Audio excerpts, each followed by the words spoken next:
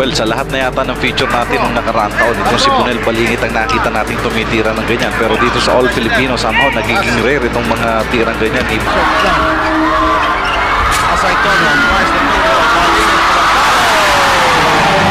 Balingit came in.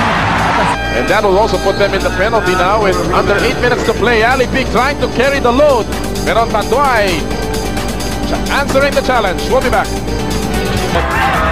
Bunel sees the basket. He has delivery.